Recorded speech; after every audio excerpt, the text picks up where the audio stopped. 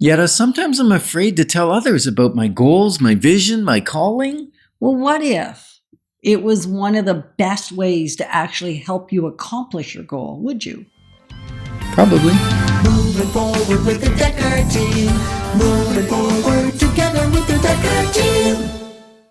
We are excited to welcome you to another episode of Life's Inside Track. I'm Yetta Dekker. And I'm Ken Dekker. And we get to share techniques, thoughts, tips, tactics, and tools that we all need, we all deserve, you, I, everyone, so we can turn our house into home, our families thrive, and we live the very best life possible.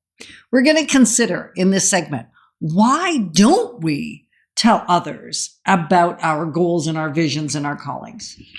Well, for me, sometimes it feels risky.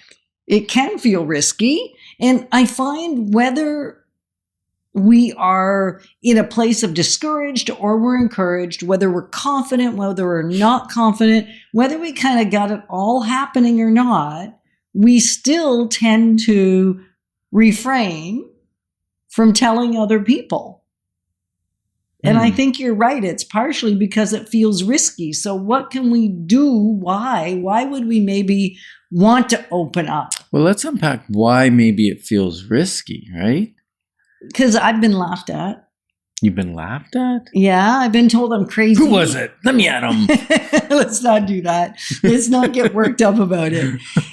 And I think it can feel risky because we all have different things that we're called to, that we're made for. That is our thing. And so when I have shared sometimes my goals, my visions with somebody that sees life really differently than I do, they have a beautiful heart. They're just in a different place than I'm Give us an example of that. I think once happened on the beach in Cuba. Actually, it wasn't on the beach. It was by the pool. Oh, by the pool. And it was in Mexico.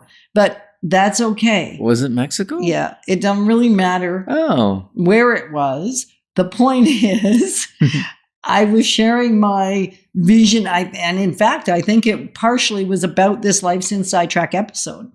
Not this particular episode. It was quite a few years ago when we were dreaming about investing this much time, energy, and money to share the knowledge about investing in real estate, making good with our money, and just really how to try on some things to live the best life possible. And they said, you're crazy.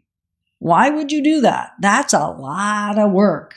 Because it was at that point when we first started doing it, it was taking us probably close to 10 hours of prep. And then the very first show took us a full day per show. And it took us a full day to record it. Now it's not that arduous anymore. But so in part, I think their thought was right. It is crazy. But it wasn't actually crazy for us once we worked the kinks out of it. But it's not something they would ever desire to do. And so I was really hurt. And they were slowing down in their life, not speeding up. Right? And they thought we should do that too. They put their shoulds on us. Right. And so I think sometimes we tell people that we shouldn't be telling, that aren't the best people to tell. And so it feels risky. And it feels risky because sometimes we've said something to somebody and it didn't go well because we set our goal to the wrong person. Right. And they maybe gossiped it. And we had a confidence. We said it in confidence and then they spread it all over the place. And we weren't ready for that. Right. It can also feel risky because I know at times that I haven't been certain about my goal when I put it out there. So it feels risky to share it with somebody when I'm not, I want it to be what I'm after, but I'm not certain yet. Right. So you haven't fully fleshed it out or you're not committed to it. You think it'd be nice, but you're not committed to it yet. Is that what you're saying? Yeah. Okay. Or I'm interested, but not all in. Right. It may be my ideal, but it may not be I'm going to do this thing. It may be my stated, but not my real. Yeah. For me, I've had it where I'm sharing a large goal and others are trying to protect me from my goal because it's too big a vision for them. So they think I'm going to fail or they think it's going to fall flat. And so they try to protect me. It's done out of friendship or the guise of protection, And it actually causes me to question my goal, to question who I'm being, and maybe not go for that goal. So choosing the right person is very, very important. And you don't just want a yes person. No, you want somebody who will actually challenge you. Are you prepared to become the person you need to accomplish that goal? Because we already were that person. We probably wouldn't have that goal. We would already have accomplished the goal. So often when we set a goal, we're not yet who we need to be. I'm not yet who I need to be to accomplish that goal. That's deep. Right? And yet I can become it. Yes. I can remember, and this was sharing it kind of with the wrong person again, when we decided we would open up a real estate brokerage.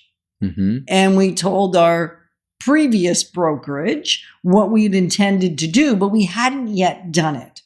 We had just left the brokerage to go to, so we could set ourselves up inside a brokerage of same brand to set ourselves up to do the launch.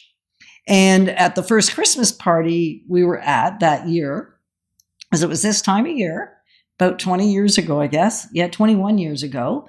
And they said to me, you know, Yetta, when you fail, when it doesn't work, know that you can come back.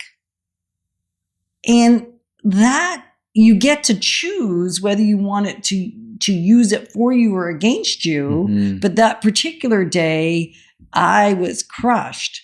And you finally said, because you had more reason in this situation, so talking to the right people makes the difference. And you said, well, we're going to do it even if they don't believe in us, because we believe in us.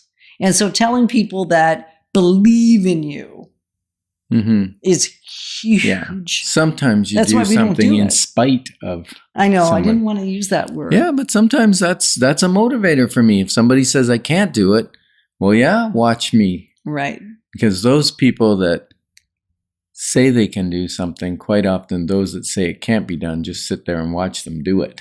It can happen. Yeah. And so it feels safer for me sometimes not to give a goal, because then I won't be publicly humiliated if I don't reach it, or I don't do it, or I change my mind, right?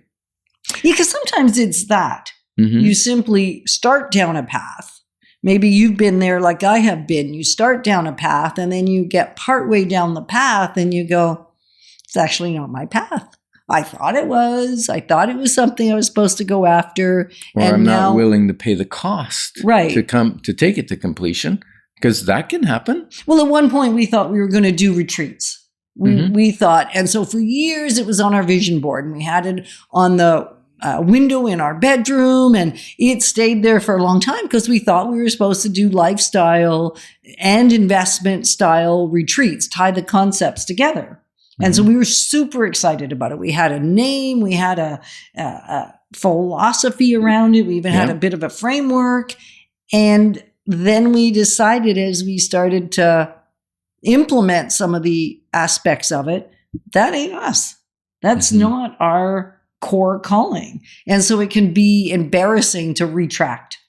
Yeah. Yeah. So I always like to say, if you knew you couldn't fail, what would you do?